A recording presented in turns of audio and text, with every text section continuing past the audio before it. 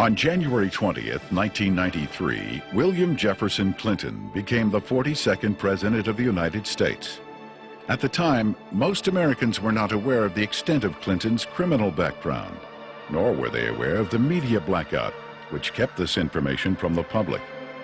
As State Attorney General and later Governor, Bill Clinton in 12 years achieved absolute control over the political, legal, and financial systems of Arkansas. As president, he would attempt to do the same with the nation by bringing members of his inner circle with him to Washington. The hijacking of America was underway, and its impact on future generations would be incalculable.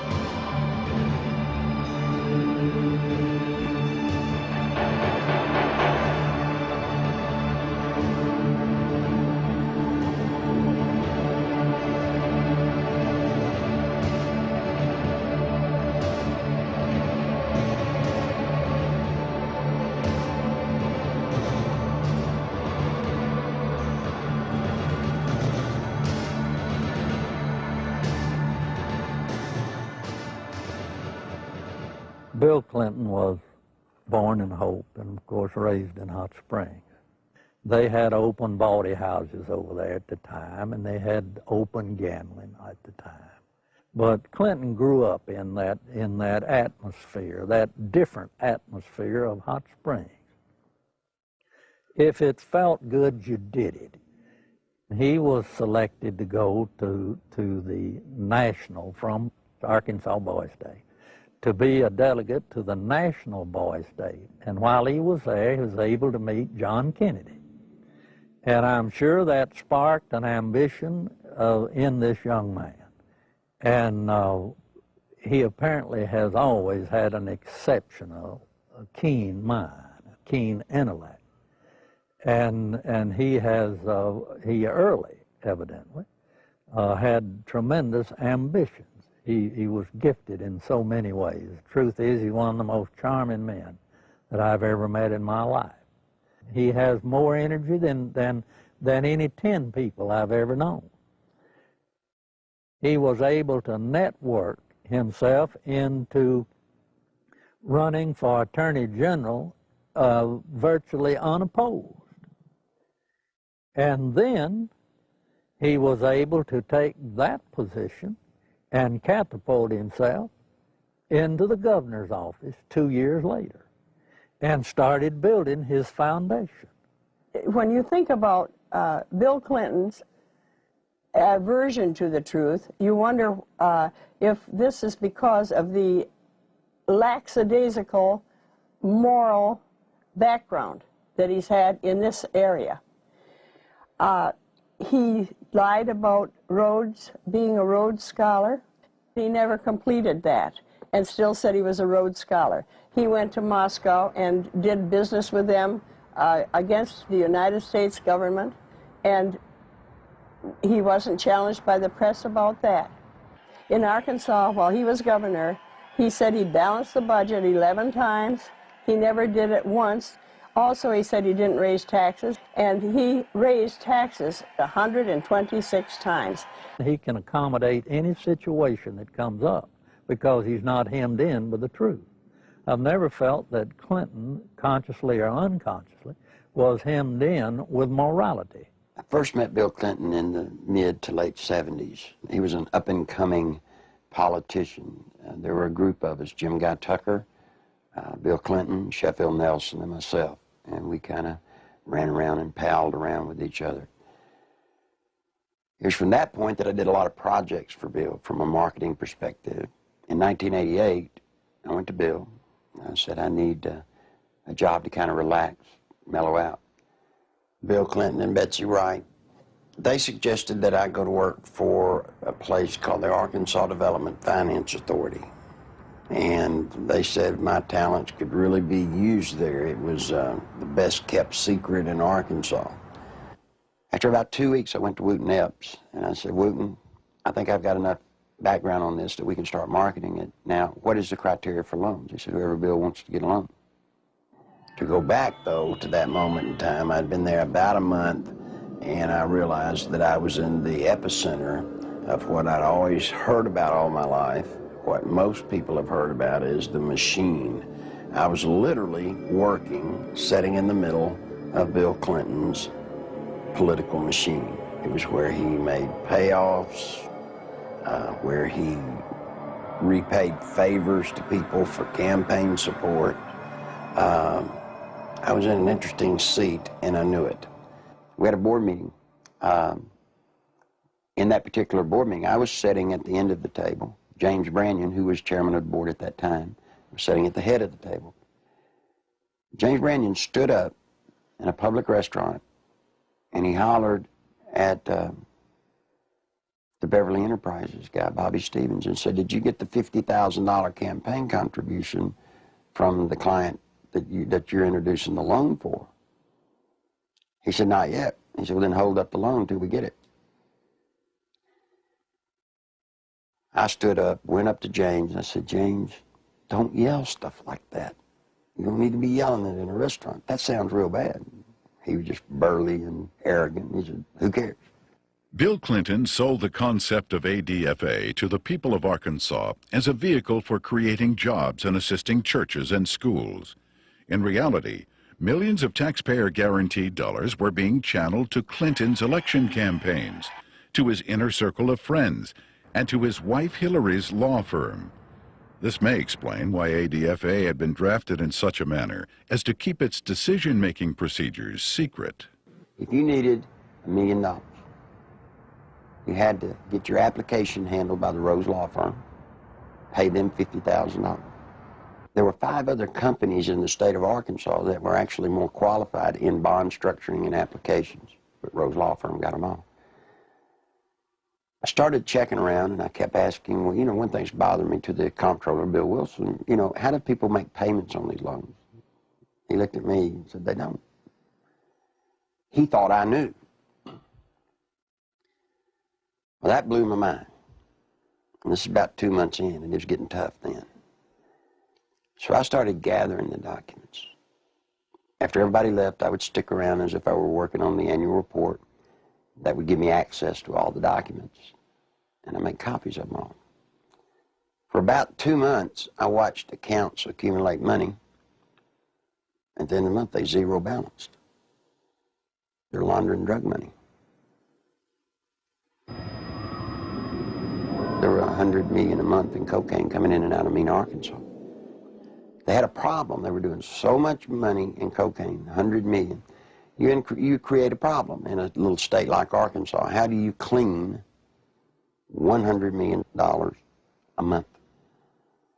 ADFA until 1989 never banked in Arkansas. What they would do is they would ship the money down to Florida, a bank in Florida, which later would be connected to BCCI. They would ship money to a bank in Atlanta, Georgia, which, by the way, was later connected to BCCI. They'd ship to Citicorp in New York, which would send the money overseas. And there was an interesting one, a bank in Chicago. That bank, by the way, is partially owned by Dan Rostenkowski. Dan Lassiter would get the bonds. He would become the broker for the bonds. He would transfer money back to ADFA. He never sold a bond. The money then would leave ADFA, go into one of the various banks for the specific bond loan, and they would zero it out. When they zeroed it out, they were giving it back to Lassiter, less their handling fees. During the Lassiter investigation, we had numerous witnesses for the federal grand jury, had extensive testimony. People that was connected with Lassiter and drug use and everything else. His cocaine use become used as a tool for sexual favors and also for business deals that influence people. And that's when Mr. Lassiter became quite flamboyant with his cocaine use, and then ultimately led to his arrest and conviction. Dan Lassiter, who is the best friend of Bill Clinton, who went to jail with Roger Clinton for cocaine. And by the way, let me explain something. He didn't sell cocaine. No, they were giving it away. Huge piles of cocaine in his office. Ashtray upon ashtray full at the parties, and they would give it to young girls. That's sick. I mean, they were giving a highly addictive drug to young girls. One particular one comes to mind is a 14-year-old cheerleader out of North Little Rock. She was a virgin, and ultimately he ended up sending her to a physician of his. The physician put her on birth control pills. He used cocaine in order to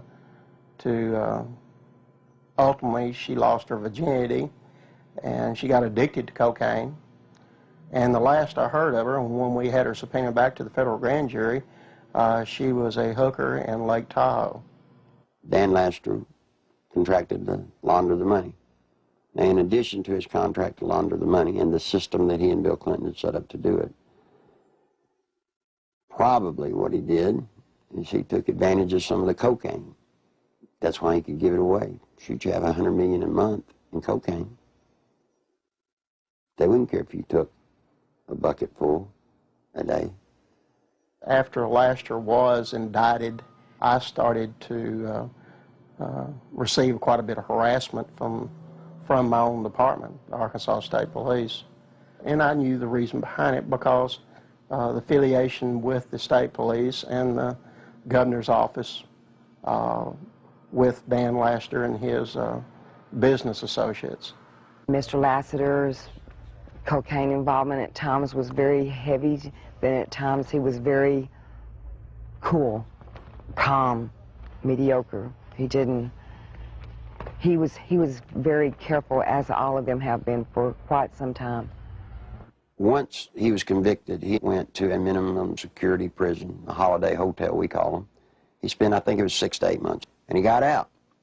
Unbeknownst to anybody, Bill Clinton, the day after he got out, granted him a full and complete pardon. So if you think he's tough on crime, think about a man that pardons a man that gives cocaine to kids. Fear of violence is robbing our children of their future. We must take away that fear and give them hope. We must give Alicia and all our children back their childhood. Working together, we can. Do something now. Call 1-800-WE-PREVENT. Your president, the President of the United States, not only was a part of a system that was laundering millions of cocaine dollars, your president signed off on it. He can't deny that he did. You see, because there's one little catch. Every loan that ADFA made, Bill Clinton himself had to sign off on it. More than Bill Clinton, you better identify the people in the loop of the drug running. You better identify the people in the loop for money laundering. And what you'll find there is those people go straight to Washington. Act 1062, if you look at it, it says that ADFA was developed and created to provide low-interest bond loans for churches, schools, colleges. So now look what happened to our legislature. They voted on a bill creating ADFA, thinking that they were getting money to colleges and schools to buy books and so forth. What better way to run thousands of, tens of millions of dollars, launder it, clean it up, and use the cover of a state agency to do it. The first loan made at ADFA was made to Parkometer, a company called Parkometer. Seth Ward was the owner. As I started looking, I found out that the Secretary-Treasurer was Webb Hubbell. Then I found out Webb Hubbell was Seth Ward's son-in-law. Guess who drafted the legislation creating Act 1062, which created the Arkansas Development Finance Authority? Webb Hubbell. Guess who introduced the legislation to our legislators and got it passed through our House? Webb Hubbell. Guess who got the first loan? Webb Hubbell. Imagine this. Guess who did the audit and the evaluation of the application? Rose Law Firm. You guessed it. Who signed it? Webb Hubbell, Hillary Clinton. You see, that's against the law in Arkansas. You can't investigate yourself when the good faith and credit of the state of Arkansas is involved in a bond issue. He broke the law. Good Lord willing, creek don't rise. Mr. Hubbell will be serving some time in the pen for that one. Ironically, Webb Hubbell, a senior partner at the Rose Law Firm, was chairman of the Conflicts of Interest Committee at Rose. In 1988, he successfully advanced the Ethics in Government Act, which required Arkansas legislators to report governmental conflicts of interest. Incredibly, this law specifically exempted Governor Bill Clinton, his appointees, and his relatives. Clinton's appointment of Hubbell to the U.S. Justice Department exemplified the administration's total disregard for legal ethics.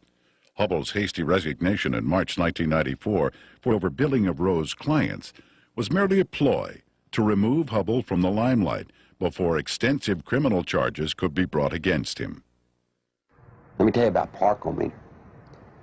The first loan was $2.85 million.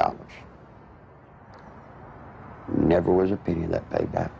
As the newspaper people started inquiring about the Parkometer loans, what they found was that Parkometer was actually building retrofit nose cone compartments that were being shipped to MENA. We find out that the nose cones were actually being used to smuggle dope back into the country. And what is scary, what's so scary, it's the same cast of characters. Webb Hubbell, the Rose Law Firm, are guilty, I say to you, of conspiring to defraud the state of Arkansas, the federal government, and conspired to solicit the sales and the laundering of money for illegal drugs. This is your president. This is his circle of power. These are the people, when he got elected president, he did not pass go. He took them straight to Washington with him. And by all things holy, I think he was planning to set up and do the same thing in Washington. In 1982, cocaine trafficker Barry Seal set up one of the largest drug smuggling operations in the United States in Mena, Arkansas, under the approving eye of Governor Bill Clinton. Barry Seal had a bunch of planes and supposedly had pilots. Barry Seal was a drug smuggler. Now, he tried to set it up in his home state of Louisiana, but they wouldn't let him. He had to come to a state that had a sleazy governor hooked on cocaine, and everybody knew it. Yeah, Bill Clinton was hooked on cocaine. I lived in Little Rock, Arkansas, okay? And I worked at a club called Le Bistros, and I met Roger Clinton there, Governor Bill Clinton. So a couple of the state troopers that went with him wherever he went, Roger Clinton had came up to me and he had asked me, could I get him some coke, you know, and asked for my one-hitter, which a one-hitter is a very small silver device, okay, that you stick up into your nose and you just squeeze it and a snort of cocaine will go up in there.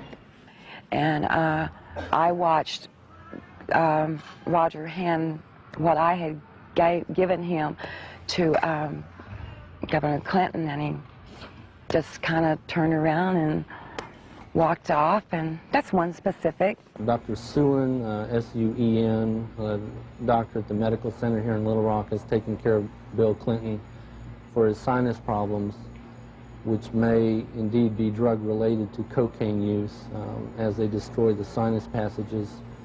Governor Bill Clinton was taken into the hospital, I believe it was the medical center, on at least one or two occasions for cocaine abuse and overdosage, in which he actually had to be cared for at the hospital. It led to toga parties. And if you're not sure on what a toga party is, I've had to clarify this in the past. A toga party is where you wrap yourself in a sheet most of the time. The people at the toga parties were Governor Clinton, now President Clinton, Attorney General Steve Clark. Okay, he was there a few times. Members of the Arkansas State Police, you know, along with Roger and, you know, other people. They began to dance around, do the cocaine in one room, have sex in another room, because in the Coachman's Inn, the rooms were adjoining, you know. And to be quite truthful, you end up with somebody in particular, and you 9 times out of 10 end up having sex. And there was cocaine there. I know. I'm the one that made sure it was there. I've talked to the manager, the assistant manager for the apartment complex where Roger Clinton used to live. They've all said Bill Clinton did drugs. They saw him. I've talked to a lot of other people who have all, just like the people at the apartment complex, said, hey, John, get us to a congressional hearing. Yes, we'll sign sworn affidavits. These people want to be sure when they come forward that something's done about it, because they fear for their life, but they really want the truth to get out. I was there, coming there with Roger one night, and back in the back part of the mansion there's kind of like a living quarters type thing, and we would all get together out there and do cocaine, you know, and no, Miss Clinton wasn't there at the time. In 1983, I was made aware that Sheriff Hadaway and one of his auxiliary deputies, Terry Capehart, were investigating a smuggling operation going on at the Mena Airport. They had an inside source of information. Mr. Seal, it was our understanding, was the one who had brought the operation into the Mena Airport, and that had initiated the beginning of the money laundering and the illegal activity. He said 1983 was his most profitable cocaine smuggling period ever. Said that the airplanes that he had placed at the Mena Airport, there were 4 of them, a couple of Senecas and a couple of Panthers, and 1 or 2 stragglers here and there, different airplanes. He said they were purchased solely for the purpose of cocaine smuggling. There was, in my opinion, more than enough evidence to prosecute a number of people for crimes regarding the Barry Seal case at Mena. I snuck around, crawled through the bushes, thinking that I'd really have to hide to see them unloading the dope. Didn't have to. You could walk right up to the airport and they'd unload it right in front of you. They would unload it, they'd offload it. They didn't care. A certain degree of money laundering had taken place among these people that were associated with Barry Seal. What had not been done was to connect the dotted lines to ADFA. Because once you connected the dotted lines to ADFA, you had actually connected the dotted line to Clinton. In addition to the operations at Mena, small clearings in other parts of the state were used as drop points for money and cocaine. They had special cargo doors installed on the side without FAA permission, so that these doors could be opened in flight. They'd pull in, slide back, and the cocaine could be dropped out of the side in flight. When you have a public which is aware of an ongoing criminal enterprise, when you have an international cocaine smuggler who is high profile, and a lot of people know that they are operating in a small area. A lot of people knew about the money laundering. It was common gossip on the street because it was so blatant. And they see investigations ongoing for several years. And they keep watching for indictments. They know grand juries are convening. They know that witnesses are supposed to be providing evidence to a grand jury, yet year after year after year, no indictments are returned. People lose confidence in the system. Clinton had integrated a number of corrupt cops, judges, and politicians into high-level positions to ensure the continued success of the drug smuggling, money laundering operations. All was going well until a fateful night in the fall of 1987. On August 22nd, 1987, Kevin had spent the night with his friend Don Henry. They left Don's home around 12:30 or 1:45 on the 23rd of August in early morning hours, and the next thing we knew, they had been run over by a train. There seems to be a small airstrip in the area. There have been sightings and reports of small airplanes flying very low with lights off in the area. I believe they saw something they shouldn't have seen.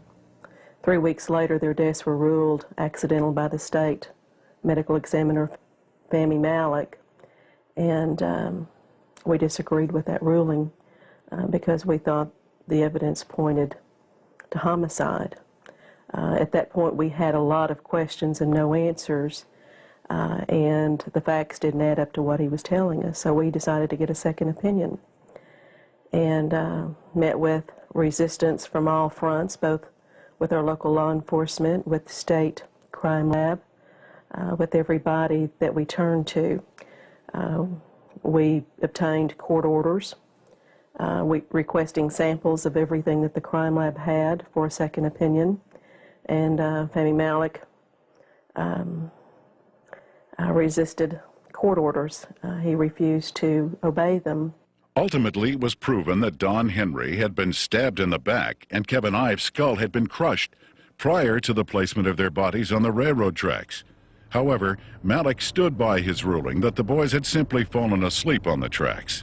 Malek had been kept in office at the insistence of Governor Clinton for a number of years, despite vigorous public outcry to have him removed.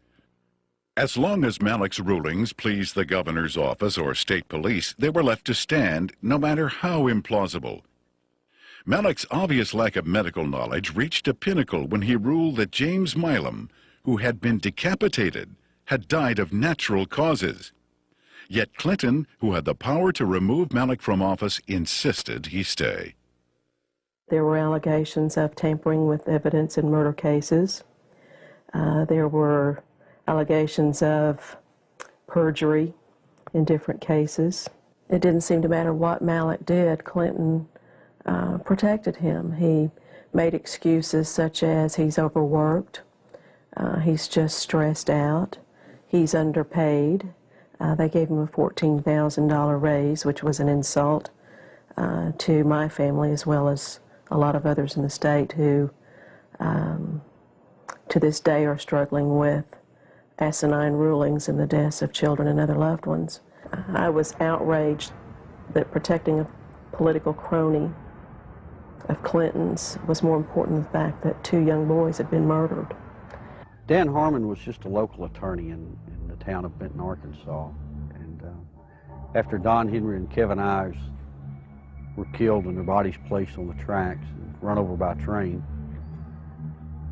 he approached Linda Ives and the Henry family about trying to help them. He's a manipulator.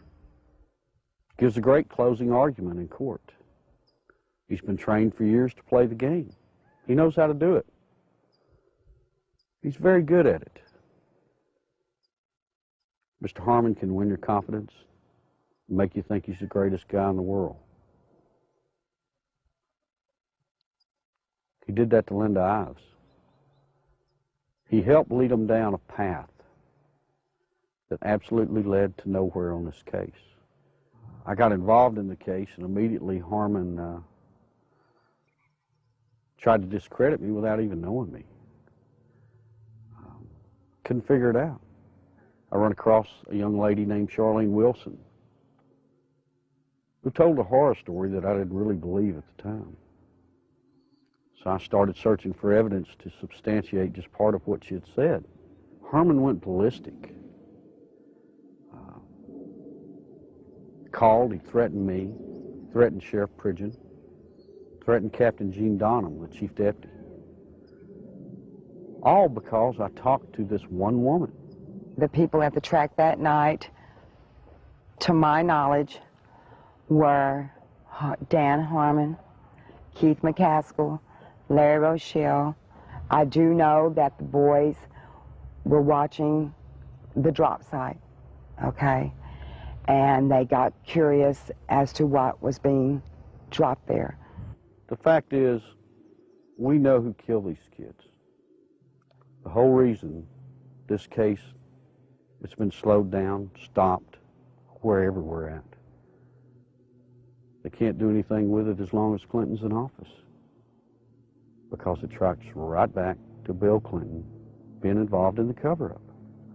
He took care of everybody that ever covered anything up in this case. Everybody got promoted. A number of people approached the police with information about Don and Kevin's murders and consequently were murdered themselves. Shortly before Keith McCaskill was murdered, he knew that he was fixing to be murdered. He told his family goodbye, he told his friends goodbye. The night of elections in 1988, he took 2 pennies out of his pocket and threw them on the bar there at the Wagon Wheel and said, "If Jim Steed loses this election, my life isn't worth 2 cents." And he was murdered that night. Jeff Rhodes was a young man from Benton who was murdered in 1989. Shortly before his death, he made a phone call to his dad in Texas and told him he needed to get out of Benton, Arkansas, that he felt he knew too much about the boys on the railroad tracks and the death of Keith McCaskill. A couple of weeks later, Jeff was found dead. He'd been shot in the head. They'd attempted to cut off his head and hands and feet, set him on fire in a dump. A total of 6 people with information about the boys' murders were eventually murdered as well. Well, Jean Duffy was the head of the 7th Judicial District Drug Task Force. She was leading a team of narcotics investigators into a drug trail in Saline County that led her right straight to Dan Harmon. This information she shared with the 1990 federal OCDETF team that was investigating and targeting corruption and drugs in Saline County in central Arkansas. From her involvement in that, she was literally threatened, forced to leave the state of Arkansas and go into hiding. I had no idea just how dangerous certain elected officials thought me to be until a brutal media campaign was launched against me. For months, there were daily allegations of everything from misspending funds to ordering illegal arrests. Every attempt was made to keep me from running the Drug Task Force. We were even shut down completely for several weeks during a bogus state police investigation. In spite of crippling disruptions, the task force was making significant discoveries about drug trafficking in central Arkansas, some of which led to the very people who were conducting the massive media crusade against me. We discovered that drug trafficking in Arkansas was linked to government officials in frightening proportions. A great number of people came to me with testimony about astonishing criminal activity of very high-level public officials. Many were willing to testify before the federal grand jury. Robert Govar and Chuck Banks were the U.S. attorneys for the District of Arkansas at that time. I was subpoenaed to testify on behalf of the drug trafficking and the cartel, more or less is what it was, that had to do with Dan Harmon and what I call company, because there are there's a whole bunch of them that are involved. I was asked quite in depth about the drug trafficking that went on with Dan Harmon, Mr. Clinton, Roger Clinton. Although there was an abundance of evidence and word kept reaching me from members of the grand jury that they were ready to indict, no indictments came. Mr. Govar also insisted that he was ready to prosecute at least 2 key figures, but the holdup was his boss, U.S. Attorney Chuck Banks, who repeatedly delayed requests for indictments. Harmon had paid a visit to Chuck Banks, the U.S. District Attorney, who was in charge of that district. It's recorded, he signed in. He was there approximately 30 minutes, and up until that time, everything appeared to be running fine with the grand jury. Then, in November, Banks removed Govar from the case, and I was fired from the task force. From this point, the ordeal turned really ugly. In January 1991, one of the key targets of Govar's investigation, Dan Harmon, took office as the 7th Judicial District Prosecutor. Harmon immediately called a state grand jury to investigate the allegations against me. To avoid being jailed in Hot Spring County, which would have put me in serious danger, I left the state. In the meantime, Banks, who had taken over the federal investigation, attempted to give the appearance of carrying the investigation forward while systematically destroying it. He harassed witnesses, suppressed evidence, and finally announced in February of 1991 that the investigation had disclosed no credible witnesses or evidence against any public official.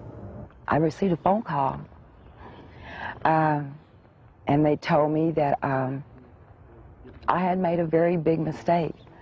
And I was assured by the U.S. Attorney's Office that my name, that my testimony, that my statements, that the people that were on that witness list would never, ever be revealed. Well, ha ha, you know. Someone in the U.S. Attorney's Office had given Mr. Harmon a list of the effective witnesses, you know. Some of them witnesses over a period of time have came up dead and or missing or have never been heard of again. That don't give you a very good feeling. I'm scared of these people. I'm very scared of them. Guess who arrested her? Dan Harmon. The very guy that she says turned her on to drugs now has her arrested. Dan Harmon, he walked to me, handed me what was supposed to be a search warrant, and he said, "Bitch," excuse me for saying that, "I told you if you ever brought my name up or brought anything up about the past dealings that we've had, that I'd take you down." He said, "You're going to prison. I'm going to put you in prison." He did. I'm here. I mean, I've watched second, third offense people walk around with probation on top of probation on top of probation. Not this lady. First time she's been arrested for drugs. They allege that they found in her home. She gets 30 years. Sure, everybody ought to be able to see through this. This is a man that told Linda Iles for years, "We're going to get to the bottom of your son's death." But yet when I start making progress, it looks like the people I talk to starts getting time in the penitentiary. Linda says it's business as usual in Saline County. Justice as In the English language that can describe how usual in Arkansas. There aren't any words that makes you feel as a parent or as a are capable of doing. You know, I think we were just kind of naive, common, ordinary people. Got up and went to work every day and came home and went to bed and assumed that everybody else did the same thing and tried to do what was right. And I think Kevin's death has been the rudest awakening that anybody could ever have to see what really goes on. I can provide information that has tentacles to Governor Clinton's administration. It is apparent to me that a congressional investigation is the last hope, not only for the people of Arkansas, implications of illegal activity, who has left in his wake and now vulnerable to the powers of oppression, but for the people of our nation, who are now vulnerable to the powers of a president who has left in his wake implications of illegal activities and serious improprieties. Meanwhile, Welch and Duncan's investigation into the operation at Mena was about to derail.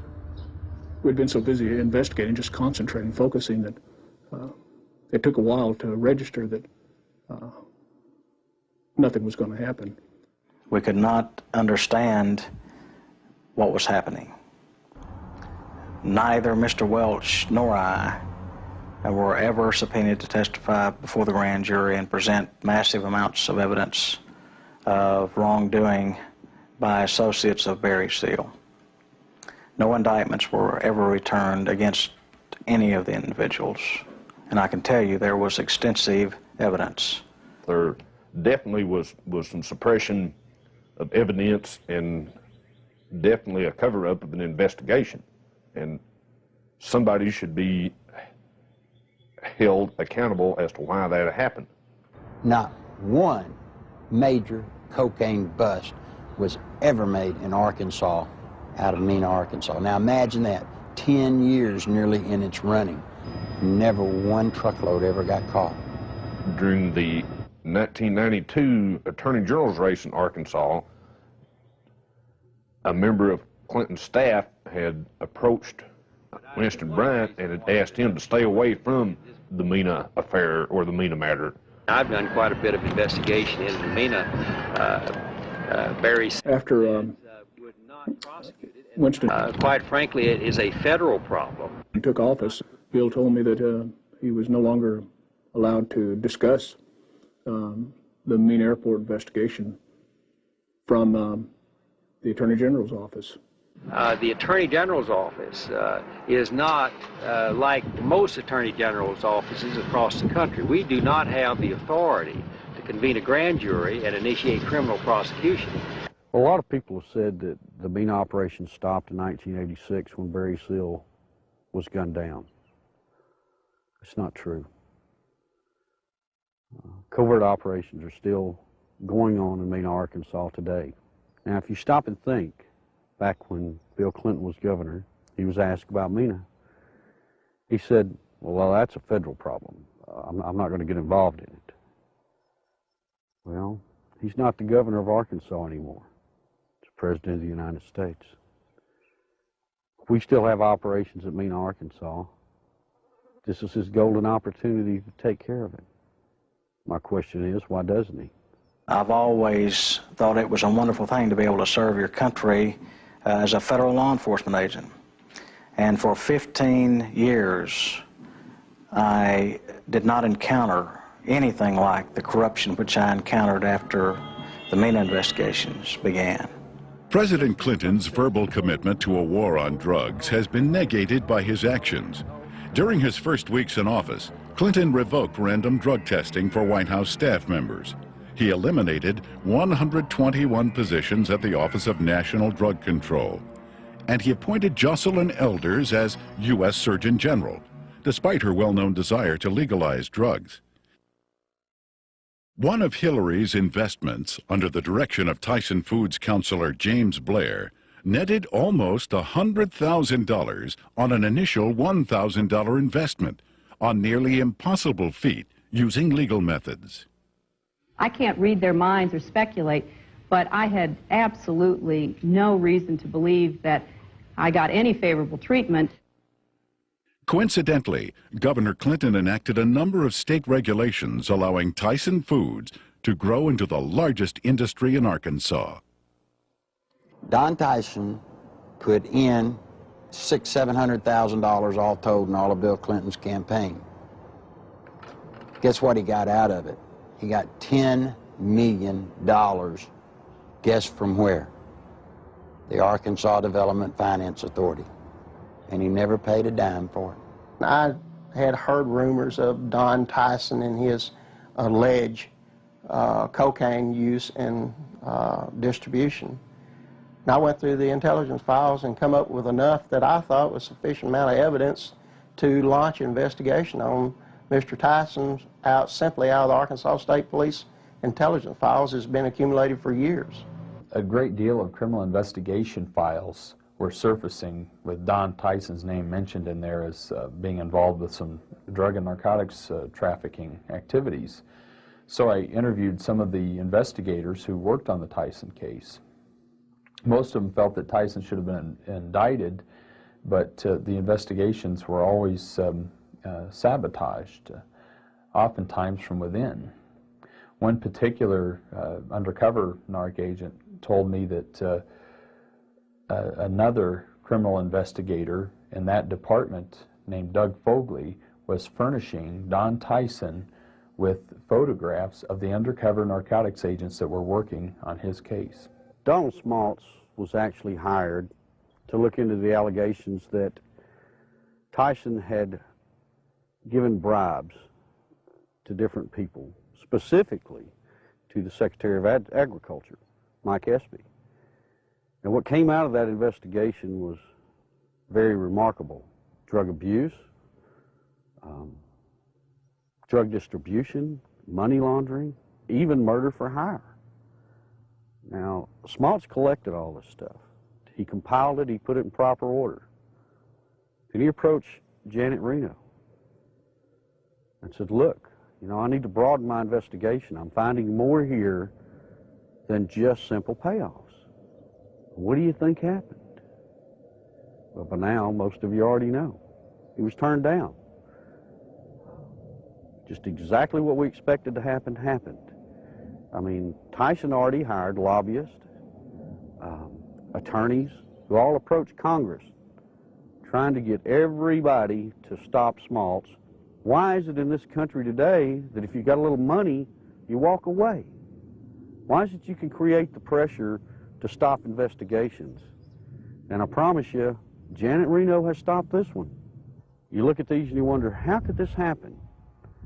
You know, how does someone elude prosecution with reams of investigative reports? How does it get stopped? Some say it's Bill Clinton. Don Tyson was in the middle of the cocaine just like Bill Clinton, just like Dan Lester, just like Roger Clinton, and all the others. So you see, all of this incest, and all of this drug running, all of the trafficking of drugs, sending them all over the nation, came out of Little Mena, Arkansas, right under the nose of little Governor Billy Clinton. I went to Bill, and I said, Bill, you've got 2 weeks to tell the truth, or I'm going to tell it. You're breaking the law, and I can't be a part of it. You made a mistake. I'm not one of your buds, or at least I'm not that big a buddy. When Larry Nichols made his disclosures, made them public, the Clinton spin doctors treated him unmercifully. It shocked those of us who had been kept in the dark through the years in Arkansas politics. The Arkansas news media had done little, if anything, to uncover anything derogatory about Bill Clinton. And for these disclosures to come out of the blue was so shocking that the spin doctors attacked the messenger rather than tried to answer the charges that Nichols had made. And they did such an efficient job that it caused me and others to look with less than favor on Larry Nichols as an individual, because all we knew about him was what they were telling and the press was printing. One of the neatest things about Bill Clinton is how he handles the media. You see, Bill Clinton's an attorney, and when a witness comes out against his client, what's the first thing an attorney does? He tries to discredit that witness. They accuse me of everything under the sun, day in, day out. Every week, there was some new scandal in the paper that I was involved in. 6, 8 weeks later, they print a retraction. Wasn't me. But to this day, people in Arkansas think that I'm some evil person. As a result of that, the boy had to pay a high penalty. In his credibility, he had to pay a high penalty in his acceptability. And then when the new evidence came out that supported everything that Larry Nichols had said, he finds himself, I think, probably in the position of knowing that he had been exonerated, but he has not been exonerated in the minds of the people generally, in my view. And he finds himself probably in the position of wondering where he goes now to get his good name back. A lot of people wonder how Bill Clinton could control a state the size of Arkansas with the absolute authority that he did. It's not hard. You see, after 12 years, after kissing the people that have the money, Bill Clinton controlled the legal system. He controlled the judges. He controlled the attorneys. He controlled the banks. It's just a small state, a one-party state. What tends to happen in small states like that, I think, is the longer the person remains governor, that I think the greater the abuses are. And I think the abuses were very, very widespread under Bill Clinton. One thing that's very difficult for people to understand, Bill Clinton doesn't care about money. He cares about power. All he needed ADFA to do was to channel money to the big players financially. I got tickled when the reporters during the campaign came here. They were looking, trying to find out where Bill Clinton profited. He didn't. He profited by putting money into his friends' pockets. The way they were doing these bond issues and just the whole political atmosphere, quite frankly, was a scandal. But that's the way things had historically been done in Arkansas. But imagine this. Imagine the power this man has in Washington, D.C. Imagine what he can do to this nation if he gets that circle of power going there, as he did here. Nothing I can do, nothing you can do can stop it. Because he'll have the absolute power, and believe me, he will use it to have you investigated, to have you arrested, to have your company audited. No, that's what'll happen when his circle of power is complete. When I worked at ADFA, it was not uncommon for Bob Nash to call me up and say, hey, Nichols, the governor needs about $5 grand transferred to his travel account so he can go see his ladies. And we would at ADFA transfer $5,000 to $10,000 for him to go see his girlfriends in either L.A. or New York. He'd used so much travel money to go see women out of his regular travel budget, he would even have to borrow money from ADFA, not to mention the fact that ADFA's budget was not quite as scrutinized as the governor's budget. But he literally used money, ADFA money, the people of Arkansas, taxpayers' money, to conduct liaisons. During the 1990 Arkansas gubernatorial race, Larry Nichols, in a last-ditch attempt to alert the public, boldly filed a lawsuit against Bill Clinton. As expected, the lawsuit was eventually quashed, sealed, and illegally dismissed by a Clinton-appointed judge. What Nichols didn't expect was a complete media blackout of the facts he presented. Back in 1990, after all the damage they had done to me, I did something that most people wouldn't do in Arkansas. I sued Bill Clinton. Now, it's very important to note that in that lawsuit, I brought out the names of 5 women. On October the 19th, the only press conference I've ever held in my life was on the Capitol steps of Arkansas. Every news organization in Arkansas, newspaper, TV, radio, were there on the steps. I read the names of the 5 women. I read and talked about ADFA. No one had ever made such a cold, callous statement against Bill Clinton, where he named the women. When I got through with the press conference, I went through the center door, and I walked off with the camera crews with me, and I walked all the way to the end to the governor's office. And I left the press release right on the governor's secretary's desk. Not one bit of the press release made it into the local TV or the local newspapers, anywhere. It didn't show up anywhere.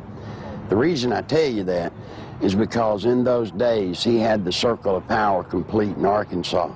Eventually, every allegation stemming from Nichols' 1990 lawsuit and press conference would prove valid regarding Clinton's taxpayer-financed sexual liaisons, his drug usage, and his criminal activities relating to ADFA and Whitewater. Gradually, the women who had carried on adulterous affairs with Clinton began to emerge. The first was Gennifer Flowers, who, like all those close to Clinton, was faced with a decision. Either keep quiet and receive a government job, or go public and face character assassination in the press. Betsy Wright, Clinton's former chief of staff, admitted she had been hired to conduct media smear campaigns against anyone planning to tell the truth about the governor's sexual habits. She was prepared to go after at least 26 women who had the potential of destroying Clinton's chance at the presidency. During the 1992 presidential campaign, I was getting bludgeoned by the media because Gennifer Flowers had come out of my lawsuit. A man called me on the phone on a Monday. His name was Gary Johnson. He was an attorney. He told me that he felt bad because I was being bludgeoned, and he wanted to talk to me about handling my case. Well, I was craving an attorney, any attorney, to help me. You know, I saw Larry out there doing battle, so to speak, on his own, and I felt like he needed some help. I met him on a Tuesday. He was a special attorney. I didn't even know it. You see, he lived next door to Gennifer Flowers. For security purposes, Gary Johnson had installed a video camera near the front door of his Quapaw Tower condominium. Looking at someone in front of my door, it got a perfect shot of them in front of Jennifer Flowers' condominium. And it wasn't my intention ever to take pictures of Bill Clinton going in to see Jennifer Flowers. I could care less who Bill Clinton goes to see. But it just so happened she lived next door to me, and I mounted the camera there. Guess what he caught on tape? Bill Clinton walking into Jennifer Flowers' apartment on numerous occasions with a key. I actually saw him go into her condominium. It wasn't that I was standing there looking out my peephole watching Jennifer Flowers' condominium. It had nothing to do with Bill Clinton. It's just that I got the camera. I had the camera before Jennifer Flowers moved in. And when she moved in, she just happened to have some very interesting house guests. Go back to 60 Minutes when Bill and Hillary were loving kisses. They stood up and lied, and Bill said that he'd never been to her apartment, that he had only called her once from the kitchen and from his office. That's an absolute lie, and these tapes proved it. The 60 Minutes interview had been designed specifically to save Clinton's campaign, not necessarily to get to the truth. And they came to us because they were in big trouble in New Hampshire. They were about to lose right there, and they needed some first aid. They needed some bandaging. What they needed was a paramedic. So they came to us, and we did it, and that's what they wanted to do. When I told Tim Russert that I was persona non grata at the White House, he said, "Why?" I said, "The Jennifer Flowers interview." He said, "You got him the nomination." I said, "I know that." As far as I know from the conversations I've had, Bernie Nussbaum knew that, Gergen knows that, Lloyd Cutler certainly knows it because Lloyd had a hand in his coming on there that night. You know, it was strong medicine, the way I edited it. He was a very sick candidate. He needed very strong medicine. And I'm not in the business of doctoring candidates, but he got up out of a sickbed that night and walked to the nomination. And as I said to Mandy, you know, if I'd edited it your way, you know where you'd be today? You'd still be up in New Hampshire looking for the nomination. He became the candidate that night. When the Jennifer Flowers story broke, that story was 100 times more creditable than the story that literally knocked Gary Hart out of the campaign. I had been Jennifer Flowers' neighbor. I knew that Bill Clinton wasn't telling the truth about that. Bill Clinton, I think, would do just about anything to save his political hide. He got threatening phone calls. He asked me, he said, "Well, they hurt me?" I said, "Well, they hadn't hurt me." I don't know why I didn't worry more about that. Basically what they said was, you mind your own business.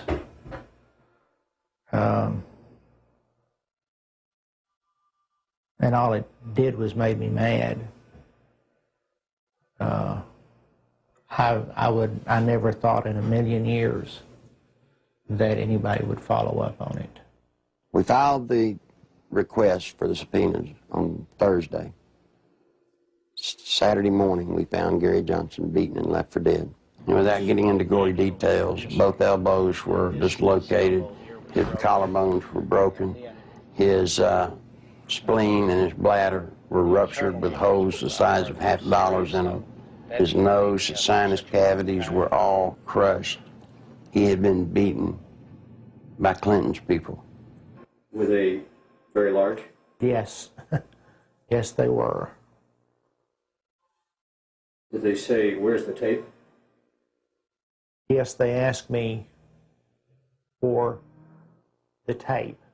And what's sick is the man gave them the tapes, and then they went and broke his elbows, punctured his spleen, punctured his bladder. They looked like state troopers, I'll say that. Clinton can be a very dangerous individual in the state of Arkansas. In my lawsuit in 1990, I named the lady Sally Perdue as having an affair with Bill Clinton.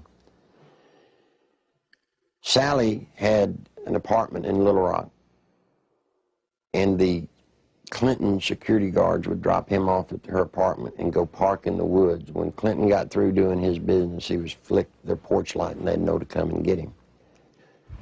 She started coming out, started talking.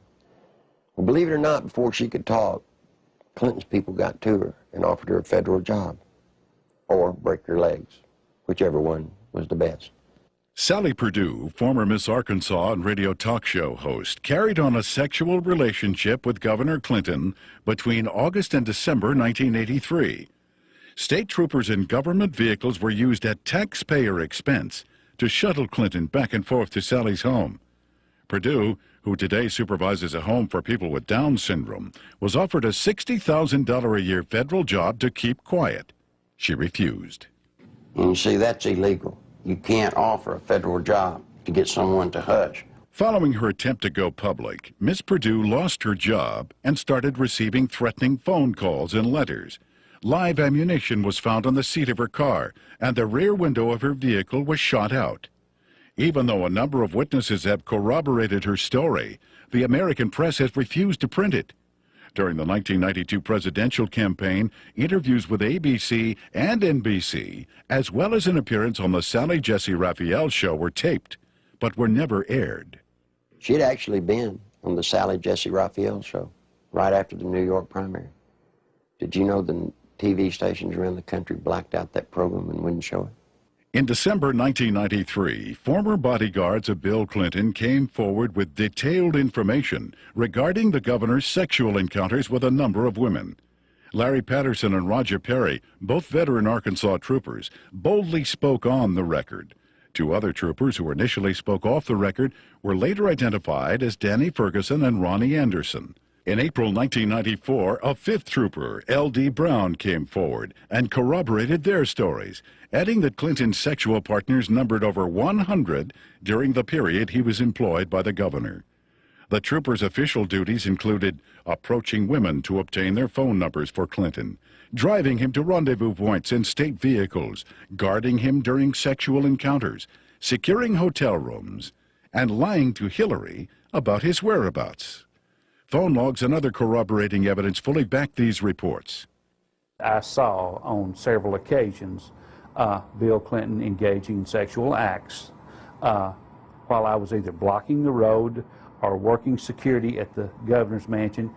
I saw them with my own eyes take place, so it's not a rumor, it is firsthand. The entire conversation inside a vehicle in a 2-hour drive from one point to another would be totally about sex and women or jokes. He would actually ask people how they performed oral sex on women in cars. I've been in that conversation. He would ask if you had ever had 2 to 3 women at one time in one bed. Things like this. Bill Clinton was obsessed with that. The first or second time that you're with him and you're alone and you see some attractive woman, he would say, "Hey, Larry, what would you like to do to her?" And, you know, this is the governor of the state of Arkansas. The majority of his off time was spent trying to figure out ways to be with women that he wanted to be with. He was more discreet during a campaign year than he was in a routine year as governor, an off year.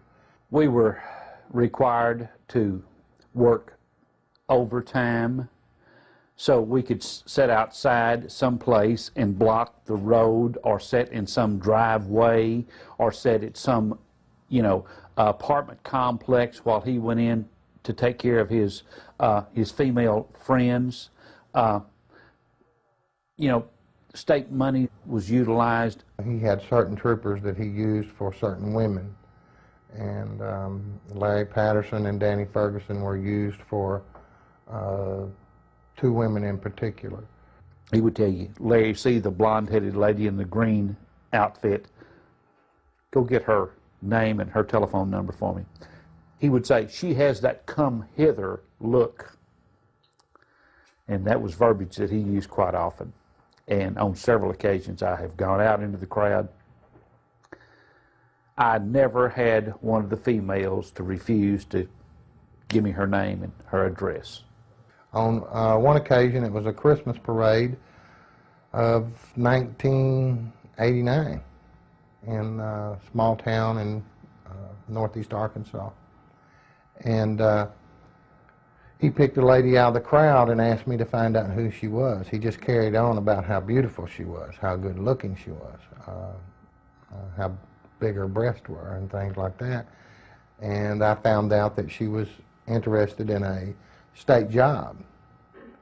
And she gave me her name and number, and I said, well, maybe the governor will call you, or can I call you? And when we got in the car, I gave the governor her name with her phone number, and I said, you'll like this, she's interested in a state job. And he said, oh, good, good, good, good, good. The next time I saw that lady, she was working for Bill Clinton in his presidential campaign the night he announced his candidacy for president. I was told by Bill Clinton that this was part of my job, to keep people from finding out about his affairs. Most of the women that Bill Clinton had sexual affairs with were well taken care of. They have good jobs, or their husbands ended up with good jobs. They were well taken care of, and the actual time spent trying to cover up these affairs while he was governor was nothing like it was when he announced that he was running for president. In an attempt to silence the officers, the Clinton administration launched an elaborate counterattack, which included urging Ferguson to change his story and levying false accusations of insurance fraud against Perry and Patterson. When Larry Patterson and Roger Perry came out, Clinton's security guards, they substantiated everything that I'd alleged in the lawsuit. These people were there, they were his bodyguards. But watch what happened. The same thing that happened to me, they planned to do to them. They roasted them in the media. They said they were committing insurance fraud. The evidence of that these state policemen have brought forward relative to Clinton's womanizing is being questioned by the spin doctors as not being credible. Yet it is more credible than the evidence on 90% of the people who are confined now on death row across America. Is this fair? Did y'all see the papers saying that the troopers were telling the truth and were found innocent? Ere to the stories they were telling have a basis, since they're not the scumbags that the spin doctors for Clinton tried to make them out to be? These two have had the courage to come forward, and the evidence that they have presented has not only been credible, but it's been overwhelming. And the truth is, I'm convinced that it's just the tip of the iceberg. On May 8, 1991, Paula Jones, a state employee with the Arkansas Industrial Development Commission, was working the registration desk for the governor's Quality Management Conference at the Excelsior Hotel. Governor Bill Clinton was to be the main speaker. I was approached by one of Bill Clinton's bodyguards named Danny Ferguson, and I was given a number. And I asked him what it was. I held out my hand, and he said, it's a number to a hotel room that the governor would like to meet with me. Well, I was surprised, and I kind of talked it over with my coworker, and we didn't have any reason to believe that we couldn't trust him, so I agreed to go on up to the room and meet with Mr. Bill Clinton. I got to the room, and Governor Clinton, he opened the door to meet me. It was a room that did not have any beds in it. It had couches and stuff like that. It was more like a meeting type room. And he had asked me about my job and how I liked it and who my boss was, and I told him. And he mentioned that he liked the way that my curves were on my body, and he liked the way that my hair went down my back, the middle of my back. And then he tried to lean over, and he started to put his hand up my leg, which it happened so fast, and he tried to kiss me on the neck. It happened so fast, but he tried to bend over and kiss me on the neck as he was putting his hand up my leg, and I backed off. I said, I don't want to do this, and I said, I think I need to be going. And then he got up before I even knew it and dropped his pants, and Bill Clinton asked me to perform oral sex on him, which I declined, and I jumped up, and I told him I needed to go immediately. That's when he went to say, if you have any trouble whatsoever, you have Dave Harrington, your boss, contact me immediately. And I said, well, I'm leaving, and I started to proceed down the hall to the door, and he followed behind me. He said if we could try to keep this between ourselves. And I went down the elevator, went back to my registration desk, and I told Pam the whole story. I can't understand how somebody can take advantage of somebody like that, and then they have the audacity to drop his pants. I mean, you know. I'm not going to dignify this by commenting on it. Paula gave the exclusive to the Washington Post, and Mike Isikoff, we were going to be as open as we could with the Washington Post. And Mike told Paula that as far as he was concerned, that he believed Paula, and that he thought the story should be told. And Mike said they were ready to put the story out, and they were going to go to the editors and present the story to him. We heard that Mike got suspended from the Washington Post, and there was a big fallout between the editors of the Washington Post and Mike. Paula Jones filed a lawsuit against President Clinton, claiming sexual harassment. The same day, a massive media smear campaign against Paula Jones was launched. Think about a man that has no more regard for women than Bill Clinton does. They're just sex things. I don't understand the feminist movement being behind Bill Clinton. He hangs women on his wall like trophies. A number of women who have had sexual relationships with Bill Clinton have allegedly been given major career boosts in exchange for silence. Beth Colson received a judicial appointment to the Arkansas Court of Appeals from Clinton. Regina Blakely landed a job with CBS National in Washington covering the White House. Likewise, Deborah Mathis secured a lucrative job with the White House Press Corps. Susan Whitaker was made the liaison between the Arkansas State Capitol and the White House. Elizabeth Ward obtained a position with the Clintons' close friends, Hollywood producers Harry Thomason and Linda Bloodworth Thomason. And Joe Jenkins was given a high-level position with AP&L. One of the most harrowing stories of Clinton's attempt to keep his promiscuity hidden involves Jerry Parks, a private investigator and former chief of security for Clinton's campaign headquarters. My father was Luther Gerald Parks, a.k.a. Jerry Parks. He was the head of Clinton's security for Clinton's inaugural campaign whenever he was running for president. My father was brutally murdered at Chenal Parkway and Arkansas Highway 10 in one of the most elite parts of Little Rock, Arkansas. Someone pulled aside alongside him and started shooting at him. They cornered him, stopped him on Highway 10 as he was turning left onto Highway 10 off Chenal Parkway. They stepped out of the car after blocking his path. He was shot 5 times, once in the leg, once in the arm, 3 times in the chest.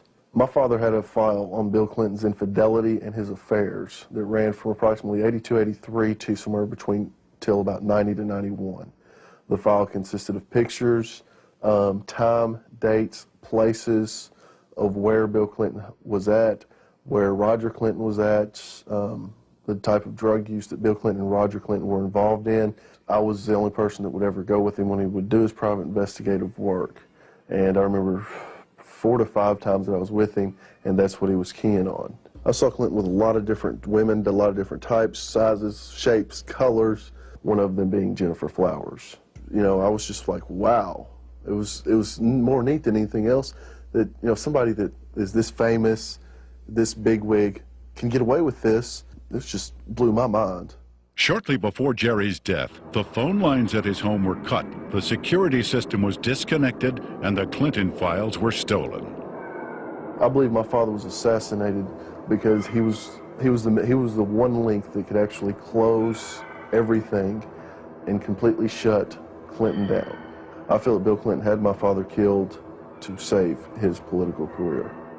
When I did contact Little Rock Special Investigative Services, they told me that they'd been pulled off the case 3 weeks prior to that. That just blows my mind on how when I hear they're making progress, all of a sudden they're pulled off the case. Something's not right there. Bill Clinton has been the way he is ever since I've known him. He hasn't changed. He will not change. People inside the White House today tell me that he's running sexcapades in and out of the White House like have never been there before. It's a disgrace to America. If we had known his background, the people of Arkansas would have never elected him governor of this state. And I charge the media of this state for not doing their duty and exposing these things that have since become matters of fact. He's a womanizing, dope-smoking, liar, and a draft dodger. I don't remember those being in the Constitution as exactly the model qualities we want in a president. I think the media has been part of the covering up of the actual true story of and character of Bill Clinton. I believed with all my heart that the American people had the right to know what they had been sold. Bill Clinton is not the person that they voted for. Voters who depend on the media for unbiased information regarding political candidates have been betrayed. Much of the information concerning ADFA, Whitewater, and Clinton's sexual promiscuity was known by the media as early as 1990, yet was kept hidden. The media's heavy pro-Clinton bias prior to the 1992 election was best summed up by Newsweek when they candidly stated, "Truth is, the press is willing to cut Clinton some slack because they like him and what he has to say." In May 1994, Newsweek added, "The national press has been restrained in its accounts of Bill Clinton's private life, and with good reason. Most of those who have made charges against him have been despicable people, jealous and stunted sorts." What an indictment about the media. You knew the truth about Bill Clinton. You just didn't like George Bush. I know Bill Clinton, probably as well as anybody. We used to train him on how to look straight into a camera and lie through his teeth.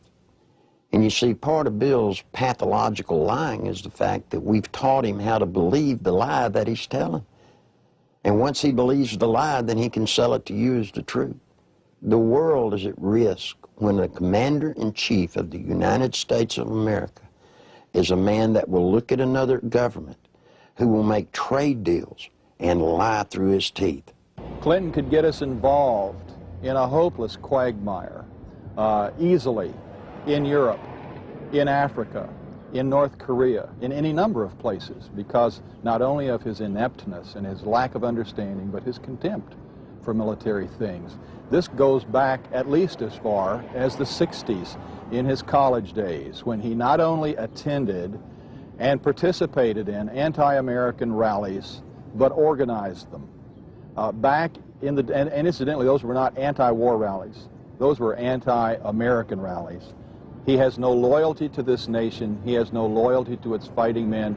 He has not enough integrity to have any loyalty to its population. He knows how to say the right things, but he's lied for so long that I really don't think he knows the difference anymore between the lie and the truth. Bill Clinton was dishonest on a daily basis. I mean, there's more dishonesty in his life than there is honesty. I mean, it's maybe being a politician in these days and times, you have to tell one group of people what they want to hear and another group what they want to hear. And if the truth conflicts, then so be it. The media has not been able to ascertain today that there's a human being sitting in the presidential chair of the United States of America that lies with everything he says. They still believe somehow in the office of the presidency. They still believe there's some integrity there. Attempts to keep the criminal activities of Whitewater concealed from the public were largely successful prior to the 1992 election. After that, however, the raging Whitewater Rapids could no longer be contained. What the Clintons claimed as a simple money-losing investment was in actuality a series of complex business transactions and cover-ups, ultimately costing the American taxpayer more than $60 million. When this is all over, it's going to be the same story we've been telling for 2 years. We made a bad investment, we lost money, and there's really not much more to add to it. We have enforced higher standards against ethical conflicts than any previous administration. Whitewater may have begun as a legitimate real estate venture, but it came to be used to skim, directly or indirectly, federally insured deposits from an S&L and a small business investment corporation. When each failed, the United States taxpayer became obligated to pick up the tab. 2, the family of the former governor of Arkansas received value from Whitewater well in excess of resources invested. 3, taxpayer guaranteed funds were in all likelihood used to benefit the campaign of a former governor. 4, the independence of the United States government's regulatory system has been flagrantly violated in an effort to protect a single American citizen. People should not be able to raise questions and erode people's moral authority in this country. It quickly became obvious that Whitewater would engulf the Clinton administration if ignored.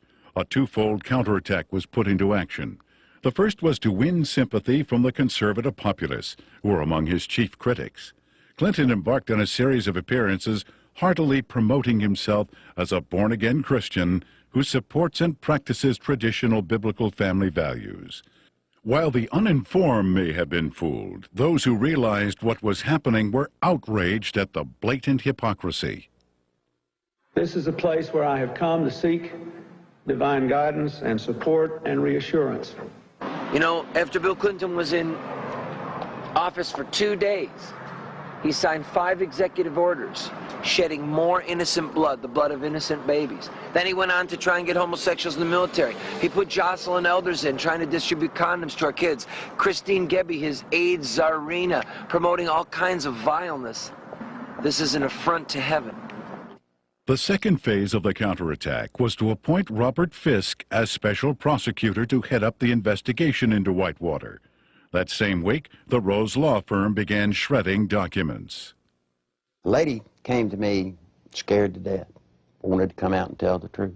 I said, "What's the matter?" She said, "They're shredding documents at the Rose Law Firm." Well, I tried to tell the media. The media said there was no way that could be going on. Well, in came a journalist from a Washington newspaper. He goes over, investigates what I told him. And you know what? The very week he investigated, guess what they were doing? Shredding documents right there at the Rose Law Firm. It had his initials pretty much all over it. Everything from the box to the manila files to, I even saw his signature on with the Rose Firm letterhead. You see, all of the Whitewater documents, they're getting rid of. They're getting rid of them as fast as they humanly can. It's the nerve and audacity that those two people, Bill and Hillary Clinton, have to shred documents, to destroy evidence in a federal case. That is why we're here in front of the Rose Law Firm, because of the works of darkness that have gone on. Documents have been shredded here. What else has gone on here? I'm telling you, there are people inside this building that right now they're saying, if they only knew, if they only knew. During that same week, there was also a fire at the Worthen Bank building. Now, this fire was on the 14th floor, and supposedly it was started by a space heater. I want you to look at this footage and tell me if you think it was an accidental fire by a space heater. This is a CPA firm, and the documents that were in this office were important documents relative to Whitewater. If you go back to Arkansas and you look at the Secretary of State's office, anybody that's ever run for office in recorded history, you can find out who their major campaign contributors are since day one, except for one person. Bill Clinton's records at the Secretary of State's office disappeared. You see, they did it then. They'll do it now. All the information pertinent to Whitewater, any notes left by Vince Foster, any personal documents that would lead anywhere to any type of criminal activity, they're just going to be destroyed. Fisk's initial assignment was to quell rumors regarding the alleged suicide of Vince Foster. Foster was a senior partner with Hillary Clinton and Webb Hubbell at the Rose Law Firm prior to his appointment as White House Deputy Counsel. In fact, he was handling the Clintons' personal legal matters while he was in the position of assistant to the president, in violation of a conflict of interest at that time. From the outset, the investigation into the death of Vince Foster has been marred by controversy. At Bill Clinton and Attorney General Janet Reno's insistence, responsibility for the investigation was turned over to the Park Police, even though Foster's death fell within the jurisdiction of the FBI. Not until his death had sufficiently developed into a full-fledged scandal 7 months later would the FBI be allowed in. The results of the FBI's investigation, along with the findings of the Park Police and coroner, were incorporated into a report issued by Special Counsel Robert Fisk. The report, released June 30th, 1994, confirmed suicide as the cause of death. However, a careful examination of key pieces of evidence taken directly from the report itself indicate a number of alarming contradictions inconsistent with the report's own conclusion that Foster took his life. The official coroner's report depicts a large gaping 1-inch exit wound located 3 inches below the crown of Foster's head. According to Fisk, the area surrounding the body at the park was meticulously searched to a depth of 18 inches, but no brain tissue or skull fragments were found. An FBI analysis found none of Foster's fingerprints on the gun, despite the fact the gun was found in Foster's hand. However, the FBI did make one extraordinary discovery. One latent fingerprint was visible on the underside of the right pistol grip, approximately 2 inches from the base of the grip. This print did not belong to Foster. No attempt was made to determine the identity of the person whose print was found on the gun's hand grip. Gunpowder was found on Foster's clothing, which did not match the gun found in his hand. Fisk speculated that gunpowder of a different type was accidentally blown onto Foster's clothing by an exhaust fan in the Park Police laboratory. However, once again, Fisk was not able to support this theory with any evidence. One of the most crucial pieces of crime scene evidence, the fatal bullet, has yet to be found. A thorough FBI search of the area, which even uncovered artifacts dating back to the Civil War, yielded over 70 pieces of metal, including 12 modern-day bullets. Yet, none of them matched the gun found in Foster's hand. Against standard police procedure, not one resident living nearby was ever contacted during the investigation to find out if a gunshot was heard. Even though Fisk insists that Foster killed himself, leading forensic experts from around the country now agree it is highly unlikely he pulled the trigger himself. Within minutes of the verification of Foster's identity, the Park Police issued orders to seal Foster's office at the White House. David Watkins, Clinton's administrative assistant, assured the police he would take care of it. He lied.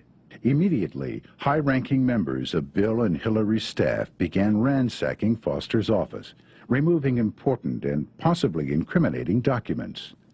The people entering the office included Bernard Nussbaum, counsel to the president, Patsy Thomason, White House Administration Director and former assistant to cocaine distributor Dan Lassiter, and Margaret Williams, Hillary Clinton's chief of staff. Patsy Thomason was the top aide for Dan Lassiter when he was running his company and doing all the dope. You can only say that she was there taking care of Dan Lassiter's interest in the White House. As mentioned earlier, the Arkansas Development Finance Authority had been laundering its drug money through the Bank of Credit and Commerce International. BCCI collapsed in the early 1990s.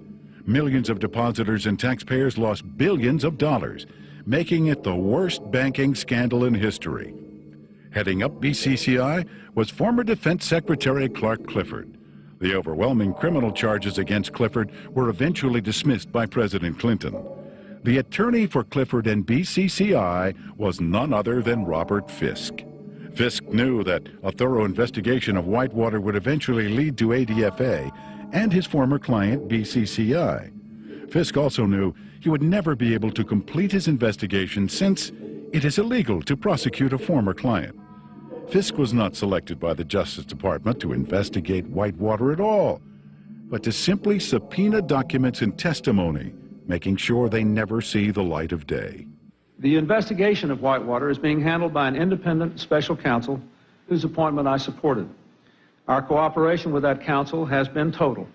Now think just for a moment.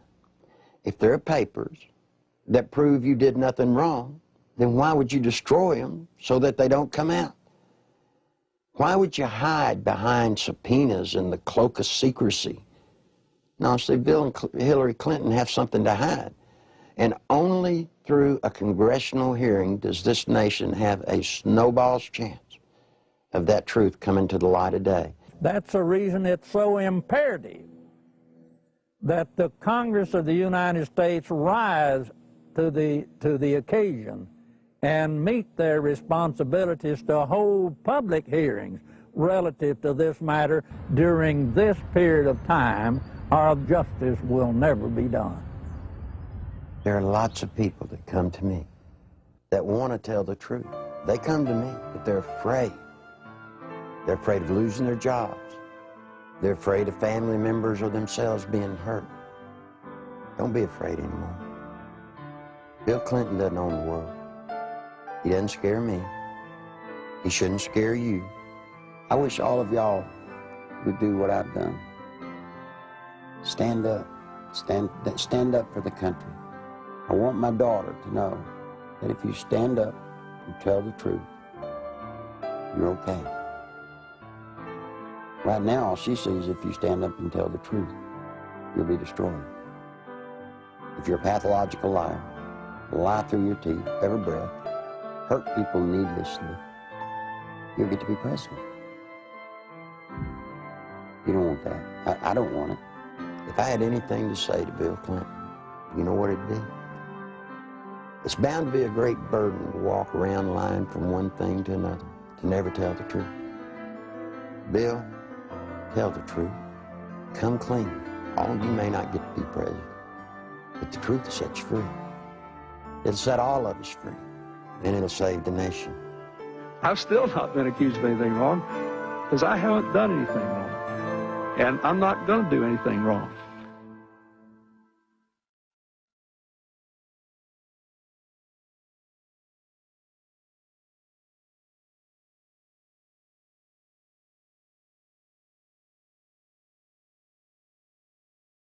Although the documented information contained in the Clinton Chronicles continues to be reported in England and other countries, here in America, the media blackout continues.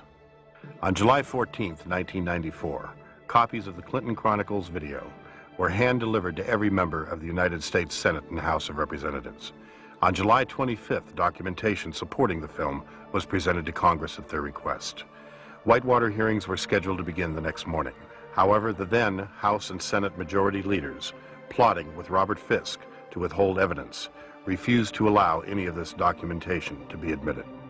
In addition, eyewitnesses willing to testify under oath who could confirm Clinton's involvement in the Arkansas drug smuggling money laundering operation were flown into Washington, but were barred from giving any testimony. Once again, the Constitution of the United States was undermined and the American people were not allowed access to the truth. That same day, a massive media smear campaign was launched against the Clinton Chronicles. Time magazine, Newsweek, U.S. News and World Report, and major newspapers around the nation simultaneously published false information about the video in an attempt to diminish its distribution. Nevertheless, members of Congress point to the Clinton Chronicles as playing a major role in bringing about the firing of Robert Fisk, as well as the reopening of the investigation into the death of Vince Foster. On August 3rd, 1994, Larry Nichols was arrested on false charges of writing 2 bad checks and failing to obey a yield sign 7 years earlier. The American media reported the arrest. When the Arkansas police admitted that the checks and traffic violations were fabricated, charges were dropped, yet the media failed to report it. Nichols has suffered 3 attempts on his life since the release of the video. Federal agent Bill Duncan, a 15-year IRS veteran with a permit to carry a gun, was arrested for carrying a weapon, then handcuffed to a pipe in the basement of the Washington, D.C. police station and later released. This incident effectively brought the MENA drug smuggling money laundering investigation to a halt. Duncan was later instructed by his superiors to lie to a federal grand jury regarding the results of his investigation. When he refused, he was forced to resign. Arkansas State Police investigator Russell Welsh nearly died after being poisoned with military-grade anthrax, a poison available only through the United States government. Arkansas State Police investigator Dr. Lauder, who successfully led the investigation against cocaine distributor Dan Lassiter, was forced to resign after attempting to reopen the cocaine trafficking investigation into Don Tyson. John Brown, Saline County homicide detective in charge of the Ives Henry murder investigation, was removed from the case after providing Congress with information linking the Clinton administration to drug trafficking in Mena, Arkansas. Brown was forbidden by his superiors to discuss Clinton's connection to the Ives Henry case, and after his refusal to do so, was forced to resign. In February 1994, veteran journalist L.J. Davis was beaten in his Little Rock hotel room. His attacker tore pages from his notebook which contained information about the inner workings of the Rose Law Firm and the Arkansas Development Finance Authority. In March 1985, Wayne Dumond was castrated and subsequently imprisoned for allegedly raping Bill Clinton's 17-year-old cousin. Even after evidence had proven that Dumond had been falsely accused and was completely innocent, Clinton blocked his release from prison.